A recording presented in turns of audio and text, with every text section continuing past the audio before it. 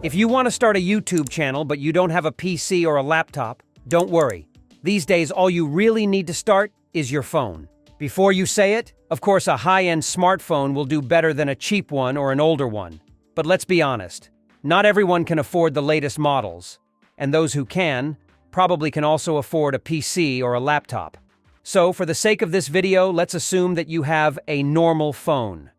Then what should you do to transform it into a content creation machine? Well, to make videos on YouTube, we're going to need a camera, a microphone, a script, some editing apps, and analytics. Your phone comes with the first two built in by default, and you can easily make the scripts for your videos with the Note app. But for editing and analytics, you're going to need to install some other apps. Let's start with editing. Here we have many options to choose from, yet some of them, usually the best ones, are not free. In this case, our top suggestions are CapCut and Canva, which have both a free plan that has more than enough features to start with. And they should run fine on pretty much any device. Precisely. CapCut is a video editing app that actually works better on mobile than it does on PC.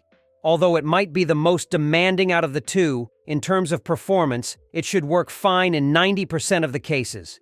Just know that pretty much every reel, short, or TikTok that you see on social media is edited with CapCut. So by all means, it gets the job done. Canva, instead, is an editing app that can really do anything social media related. But for now, you're going to use it to make thumbnails for your videos.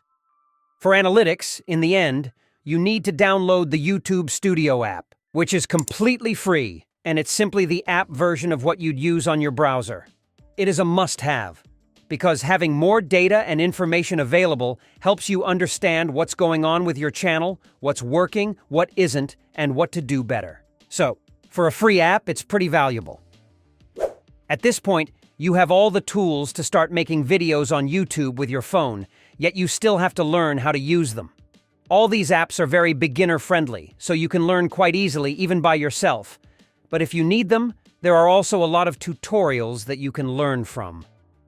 On top of all of this, another thing often goes under the radar, but it's equally important. You'll have, in fact, to learn how to use your phone like you would with a computer. See, most of us casual phone users just use a smartphone to chat, go on social media, and take pictures. That's it. But you'll have to learn how to browse through files and folders exactly like you would on a PC.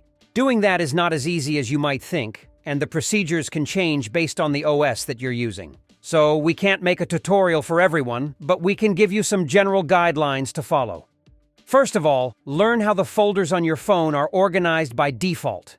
Learn where stuff goes. Understand where the pictures and the video you take with your phone camera go. Where does CapCut save your projects and everything?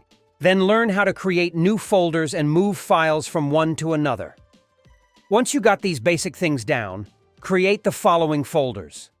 Number 1, editing videos. Number 2, editing audio. Number 3, editing images. Number 4, thumbnails. Number 5, finished videos. Then, you'll have to start organizing your work following these folders. For example, the process should look something like this. Start by recording the video and the audio tracks, following your script, and save it all in the correct folders. Then, make the thumbnail and save it in its folder. Then, edit the video, and once you're finished, save it in the finished videos. At the end, upload it to YouTube. What might seem like a total waste of time at first will turn out to be quite the opposite, because this way you know where everything is at all times when you need it, and it gives you a system to follow and stay organized with, which even by itself is very important. Up until this point, we've just covered the basics, but there's still a lot we can do from here. For example, what if you'd like to make faceless videos instead of recording them yourself? This can also be the case if your phone camera or microphone are not so good, for example. Well, in this situation, you're going to need what we call open assets, meaning footage, video clips, animations, icons, music, and sound effects that have been created by someone else, but that you can use without copyright issues. You can find these resources on many websites, and again, some are free, some are not. For video clips and pictures, we use mainly Pixabay and Pexels, which are both free. For music, we use the YouTube Audio Library, which is free for anyone with a YouTube channel. And last but not least, for the voiceover, we can use AI, Precisely, 11labs.io. With it, you can make the voiceover with one of the stock voices available, or even clone yours. And there's a free plan that you can start with. See, now you have all the tools and resources to start making videos from your phone. That's it for today. Make sure to subscribe to the channel so we can make more content like this, and even better. Thanks for watching. See you in the next video right here.